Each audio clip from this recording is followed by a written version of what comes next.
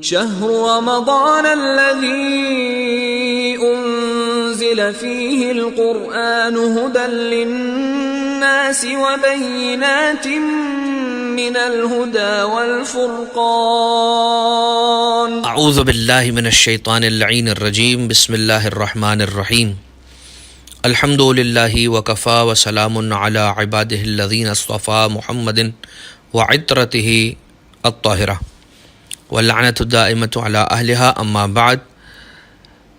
مسلسل ہماری گفتگو ماہ رمضان المبارک کی روزانہ کی دعاؤں کے اعتبار سے جاری و ساری ہے،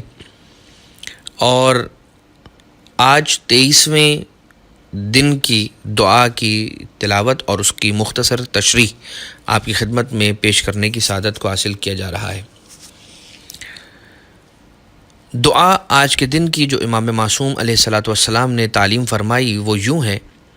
اللہم اغسلنی فیہ من الذنوب وطہرنی فیہ من العیوب وامتحن قلبی فیہ بتقوی القلوب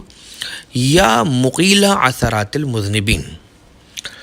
اے پروردگار، اللہم اغسلنی یا اللہم اغسلنی فیہ، پروردگار اس دن میں مجھے پاک کر دے، من الذنوب، گناہوں سے مجھے پاک فرما دے،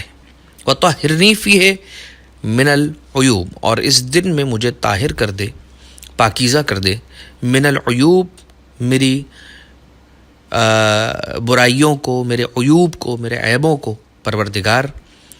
مجھ سے دور کر دے اور مجھے میرے عیبوں سے پاک کر دے۔ وامتحن قلبی فیہ بتقوی القلوب، اور اے پروردگار دلوں کے تقوی یا دل کے تقوی کے ذریعے سے اس دن میں پروردگار میرا امتحان لے، یا یہ کہ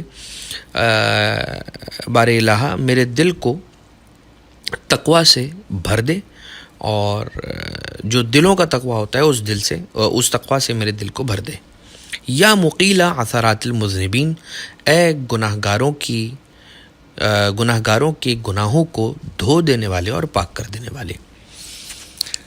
اس دعا کی تلاوت کا ثواب جیسا کہ روایت میں ملتا ہے وہ یوں ہے کہ من دعا بہ مر علی الصراط کالبرق الخاطف مع النبیین والشہداء والصالحین، کہ جو کوئی بھی اس دن کی دعا کو تلاوت کرتا ہے، یعنی ماہ رمضان المبارک کے 23ویں دن کی دعا کی تلاوت کا شرف حاصل کرتا ہے، تو پھر پروردگار اسے صراط سے وہ صراط کہ جو بال سے زیادہ باریک ہے، آگ سے زیادہ گرم ہے، تلوار سے زیادہ تیز ہے، اس سے اپنے بندے کو اس طرح سے گزار دیتا ہے، کالبرق الخاطف، بجلی، چمکتی ہوئی تیز بجلی کی طرح سے پروردگار عالم اس دن کی دعا کو تلاوت کرنے والے شخص کو صراط سے گزار دیتا ہے، مع النبیین والشہداء والصالحین، اور اسے انبیاء کے ساتھ اور شہداء کے ساتھ اور صالح بندوں کے ساتھ محشور فرماتا ہے۔ اب جب بات صراط کی آئی ہے تو سرکار مولا ابو الحسن سرکار علی ابن موسیٰ الرضا علیہ آلاف التحیت والثناء مولا کی ایک روایت ہے، ایک حدیث ہے کہ جس کے اندر آقا ارشاد فرماتے ہیں کہ من زارنی علی بعد داری، جو کوئی میری زیارت کو آتا ہے اس بات کے باوجود کہ میری قبر اس کے وطن سے اور اس کے رہنے کی جگہ سے دور ہے، اتیتہ فی ثلاث مواطن، جو کوئی میری زیارت کے لیے آتا ہے، دور کا سفر اختیار کر کے میری قبر پر آتا ہے مجھے السلام علیک یا علی ابن موسیٰ الرضا علیہ الصلاۃ والسلام کہنے کے لیے، تو میں 3 جگہوں پر اس کی مدد کو آتا ہوں، یا میں 3 جگہوں پر اس کے پاس آتا ہوں۔ عند تطایر الکتب یمینا و شمالا، جب دائیں یا بائیں دو میں سے کسی ایک ہاتھ میں میرا نامہ اعمال دیا جائے گا، اور یہی وہ مرحلہ ہوگا کہ جب یہ طے ہو جائے گا کہ اگر دائیں ہاتھ میں میرا نامہ اعمال دیا گیا، بک آف ڈیڈز اگر میرے رائٹ ہینڈ پر رکھا گیا، تو یہی ہوگا کہ جنت کا پروانہ اور کامیابی کا اعلان، اور اگر لیفٹ ہینڈ پر رکھا گیا، بائیں ہاتھ پر رکھا گیا، تو یہ انسان کی ناکامی کا اعلان ہے آخرت کے اندر۔ یہ اور بات ہے کہ ہمیں روایتیں ملتی ہیں کہ پروردگار عالم آخری وقت تک اپنے بندے کو یہ موقع عنایت فرماتا ہے، اور وہاں پھر اسے پروردگار موقع دیتا ہے، اور اگر اس موقع کے عوض وہ وہاں پر کوئی ایسا کام انجام دے دیتا ہے، یعنی کہ رب ذوالجلال کی رحمت سے پر امید رہتا ہے اور اللہ کی رحمت کو پکارتا ہے، پروردگار عالم کو پکارتا ہے، تو وہاں پر یعنی آخرت میں پھر سے اسے ایک موقع ملے گا۔ اگر اس موقع کو وہ اویل کر لیتا ہے تو پھر رب ذوالجلال اسے وہاں پر بھی بخشش اپنی عطا کر دے گا اور اسے پھر جنت کا پروانہ مل جائے گا۔ تو کیا چیز ہے؟ عند تطایر الکتب یمیناً و شمالاً، رائٹ لیفٹ ہینڈ میں، دو میں سے دائیں بائیں ہاتھ میں سے کسی بھی ایک ہاتھ پر نامہ اعمال کا رکھا جانا، جب یہ طے ہو رہا ہوگا اتیتہ، میں اس کے پاس آؤں گا۔ تطایر الکتب یمیناً و شمالاً وعند الصراط وعند المیزان، اور دو جگہیں کہاں پر؟ عند الصراط، جب صراط سے گزر رہا ہوگا، پل صراط سے گزر رہا ہوگا، تب میں آؤں گا اس کی مدد کے لیے، اس کے پاس آؤں گا۔ وعند المیزان، اور جب اعمال اس کے تل رہے ہوں گے میزان پر، تب بھی میں اس کی مدد کے لیے اور اس کے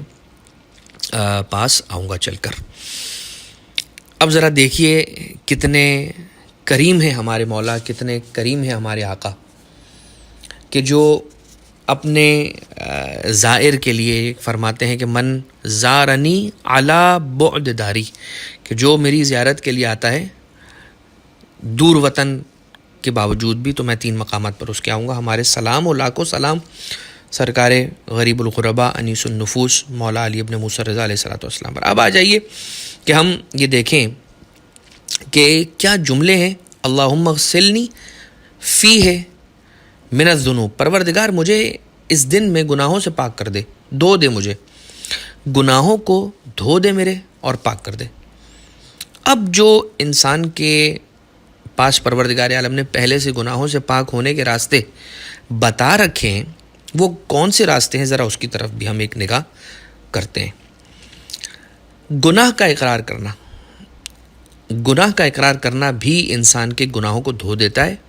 البتہ یہ گناہوں کا اقرار انسان اکیلے میں بیٹھ کر پروردگار عالم کی بارگاہ میں کرے، مجمع میں سب کے سامنے اپنے گناہوں کا اقرار کرنا اور بتلانا کہ میں نے یہ گناہ کیا، کسی کو اپنے گناہ پر گواہ بنانا، یہ شریعت کی طرف سے بہت زیادہ سجیسٹڈ کام نہیں سمجھا گیا ہے، اور اس کو مناسب کام نہیں سمجھا گیا ہے شریعت کی جانب سے، کہ انسان دنیا میں اپنا گناہ بیان کرتا پھرے، کہ جس کی وجہ سے، یعنی فلسفہ کیا ہے اس کا، کہ ہر ایک کو اپنا گناہ بتاتا پھرے گا تو ہوگا یہ کہ دوسروں کو بھی تشجیع ملے گی اور دوسرے بھی ہمت کریں گے اور جرأت کریں گے کہ وہ گناہ کریں۔ لہٰذا یہ منع کیا گیا ہے، اس کو سجیسٹ کیا گیا کہ گناہ اپنے دوسروں سے شیئر نہ کیا کرو۔ رب کے حضور اپنی جرم کا، اپنے گناہ کا اقرار کرو اور اس سے التجا کرو کہ پروردگار میرے گناہوں کو بخش دے۔ امام باقر علیہ السلام ارشاد فرماتے ہیں کہ واللہ ما ینجو من الذنب الا من اقر بہا، خدا کی قسم، یعنی امام محمد باقر علیہ آلاف التحیت والثناء مولا ارشاد فرماتے ہیں کہ خدا کی قسم کوئی شخص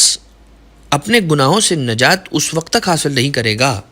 جب تک کہ وہ اپنے گناہوں کا اقرار پروردگار عالم کی بارگاہ میں نہیں کرتا۔ اقرار کرے گا اور پروردگار عالم سے کہے گا بار الہ، میں جانتا ہوں کہ میں دنیا سے چھپا کر کوئی گناہ کر لوں گا، مگر تجھ سے کوئی بھی چیز، کوئی گناہ، کوئی کام، کوئی خیال، کوئی خیانت چشم،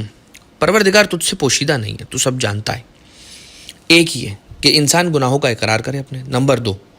توبہ و استغفار، ہر نماز کے بعد 70 مرتبہ ذکر استغفر اللہ ربی و اتوب الیہ کا پڑھا جانا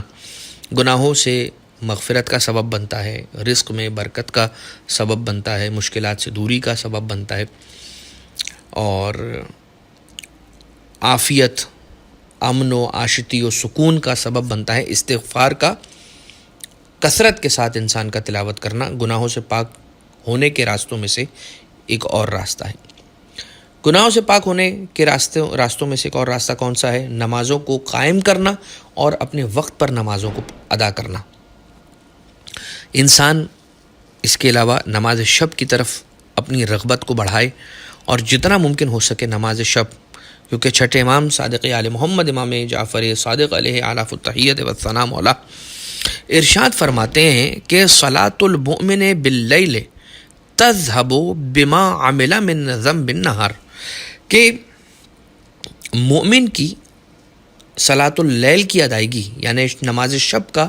کسی مومن کا نماز شب کا پڑھنا یا نماز شب کا رات میں پڑھنا، نماز شب میں پڑھی جاتی ہے، تو نماز شب کا پڑھنا انسان کے دن کے گناہوں کو دھو دیا کرتا ہے، اور لیل میں نماز کا پڑھنا صلاۃ المؤمن باللیل تذہب بما عمل من ذنب النہار، تو جو دن میں گناہ کیے ہیں انسان شب میں نماز شب پڑھ کر اسے دھلوا لے پروردگار عالم سے التجا کر کے۔ یہ ایک اور راستہ انسان کو اپنے گناہوں سے پاک ہونے کا، اور ایک راستہ اور، انسان اگر اپنے گناہوں سے پاکیزہ ہو جانا چاہتا ہے تو قرآن کریم کی تلاوت کو مسلسل کرتا رہے، قرآن کریم کی تلاوت۔ اور ایک اور راستہ ذکر، پروردگار عالم کے ذکر سے اپنی زبان کو اور اپنے وجود کو معطر رکھے اور مزین رکھے۔ ماشاء اللہ ماشاء اللہ ماشاء اللہ کی تلاوت کرنا، الحمدللہ کے ذکر کی تلاوت کرنا، الشکر للہ کی تلاوت کرنا، سبحان اللہ، استغفر اللہ، توکلت علی اللہ، یہ سارے وہ لا الہ الا اللہ، الحمدللہ، سبحان اللہ والحمدللہ ولا الہ الا اللہ واللہ اکبر، تسبیحات 4 جو کہ ذکر کثیر کے عنوان سے جانا گیا ہے۔ تسبیح جناب سیدہ سلام اللہ علیہ کی تلاوت کرنا کثرت کے ساتھ اور اس نیت کے ساتھ کہ بار الہ میرے گناہوں سے درگزر فرما، یہ خود انسان کے گناہوں سے پاک ہونے کا ایک سبب ہے۔ ایک اور انسان کے گناہوں کو دھونے کا سبب، بہت بڑا دروازہ اور بہت بڑا سبب ہے زیارت سید الشہداء علیہ الصلاۃ والسلام۔ ابن الشبیب، سرکار مولا رضا علیہ الصلاۃ والسلام کی حدیث ہے، مولا ارشاد فرماتے ہیں ابن الشبیب ان سرک ان تلق اللہ ولا ذنب علیک، اے ابن شبیب، اے شبیب کے بیٹے، اگر تو پسند کرتا ہے اس بات کو کہ تو اپنے رب سے اس حالت میں ملے کہ کوئی گناہ تیری گردن پر نہ ہو، فزر حسین، فزر الحسین یا فزر حسینہ یا فزر الحسینہ علیہ السلام، اگر تو چاہتا ہے کہ تو اپنے رب سے اس عالم میں ملے، ملاقات کرے، کہ تیری گردن پر کوئی گناہ باقی نہ ہو، تو اپنے مولا سرکار ابا عبداللہ علیہ الصلاۃ والسلام، میرے جد حضرت ابا عبداللہ علیہ الصلاۃ والسلام کی زیارت کرو۔ ایک اور راستہ ہے اپنے گناہوں سے انسان کو پاک کرنے کا، اور وہ ہے امام باقر علیہ الصلاۃ والسلام ارشاد فرماتے ہیں ان المؤمن اذا صافح المؤمن تفرق من غیر ذنب، جب ایک مومن دوسرے مومن سے مصافحہ کرتا ہے، جب ایک مومن دوسرے مومن سے ملا، سلام دعا ہوئی اور مصافحہ کیا، ایک دوسرے نے ہاتھ ملایا، تو جب مصافحہ کر کے ایک دوسرے سے مل کر جدا ہوں گے تو اس عالم میں جدا ہوں گے کہ دونوں کا کوئی گناہ نامہ عمل میں باقی نہ رہے گا۔ کیا کریمی ہے، بہانوں سے پروردگار اپنے بندے کے گناہوں کو معاف کرنا چاہتا ہے، اور یہاں پر بندوں کا یہ عالم ہے کہ کسی کو گناہگار ثابت کرنے پر تلے رہتے ہیں۔ معاف کرنا یہ اللہ کی ادا ہے، اور انسان پروردگار عالم کی ادا کو اپنانے کی کوشش نہیں کرتا، بلکہ شیطانی وسوسوں میں آ کے اللہ کے بندوں پر فرد جرم عائد کرنا، کسی کو مورد الزام ٹھہرانا، کسی کو گنہگار ٹھہرانا اور کہنا کہ بھائی یہ تو اچھا آدمی نہیں ہے، یہ تو یوں کرتا ہے، یہ تو یوں کرتا ہے۔ کبھی کسی کو معاف کرنا بھی سیکھیے تاکہ کل آپ کو بھی معاف کیا جائے۔ اس کے علاوہ گناہوں سے انسان اپنے آپ کو اگر پاک کروانا چاہتا ہے تو جتنا ہو سکے جو علم وہ رکھتا ہے اس علم کو آگے بانٹے اور لوگوں کو تعلیم دے۔ لہٰذا اللہم اغسلنی فیہ من الذنوب وطہرنی فیہ من العیوب، اے پروردگار اس دن میں مجھے پاک کر دے میرے گناہوں سے، اور اس دن میں مجھے طہارت عنایت فرما میرے عیبوں سے، میرے عیبوں کو ختم کر دے، میرے ذنوب کو پاک کر دے، دھو دے۔ حقیقت میں عیب ہے کیا چیز؟ کس چیز کو روایتوں میں اور حدیثوں میں عیب کہا گیا ہے؟ مولا امام باقر علیہ الصلوۃ والسلام ارشاد فرماتے کفا بالمرء عیبا ان یبصر من عیوب الناس ما یغما عنہ من امر نفسہ، کہ انسان کے لیے عیب دار ہونے کے لیے، انسان کی کسی بھی انسان کے عیب دار ہونے کے لیے اتنا ہی کافی ہے کہ وہ اپنے آپ کو نہ دیکھے، اپنے گناہوں کو نہ دیکھے، اپنے عیوب کو نہ دیکھے، اور دوسروں کے عیوب کو دیکھے. دوسروں کے عیوب کو تو دیکھے مگر اپنے عیبوں پہ نگاہ نہ کرے. یہ انسان کے عیب دار ہونے کے لیے بہت کافی ہے کہ انسان کو دوسروں کے عیب تو نظر آئے مگر اپنا عیب نہ نظر آئے. ہاں، بنی اسرائیل میں ایک جوان تھا اور 20 سال اس نے عبادت کی، مگر جب 20 سال تک عبادت کرتا رہا تو پھر اس کے بعد وہ تبدیل ہو گیا، بدل گیا. پہلے 20 سال تک وہ بنی اسرائیل کا جو ایک جوان تھا وہ اللہ کی اطاعت، عبادت، نیکی اور مناجات اور نمازیں اور راز و نیاز، دعائیں وغیرہ سب پڑھتا رہا. مگر پھر جب 20 سال گزر گئے تو پھر اگلے 20 سال ایسے تھے کہ وہ بدل گیا اور پھر اگلے 20 سال گناہ میں گزارے. ایک دن آئینے کے سامنے کھڑا ہوا اور دیکھا اس کے بال سفید ہو چکے ہیں، اور اس نے نفرت ہونے لگی اس کو گناہوں سے، اس لیے کہ سفید بال دیکھے موت یاد آئی،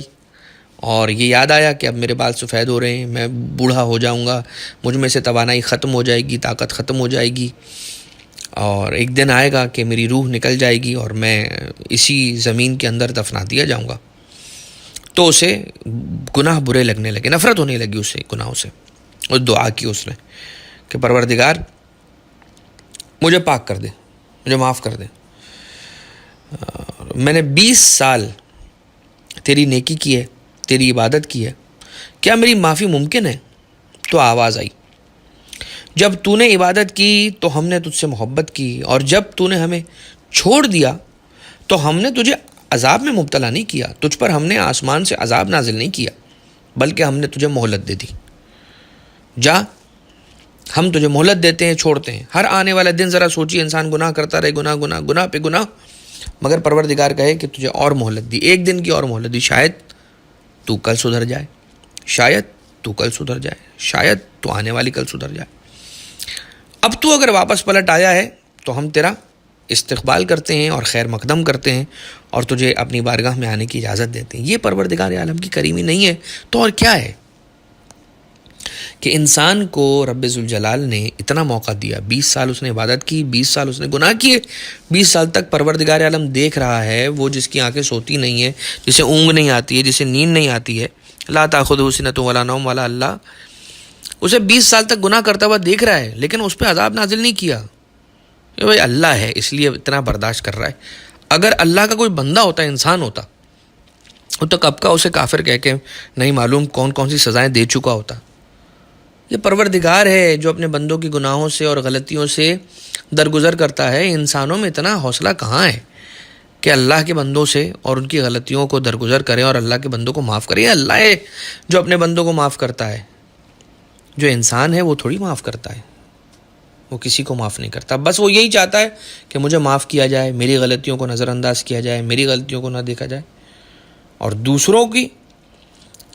غلطیوں کو انسان دیکھ کر فوراً ججمنٹل ہوتا ہے اور برداشت نہیں کرتا اور اسے ڈسکارڈ کر دیتا ہے. لہٰذا وطہرنی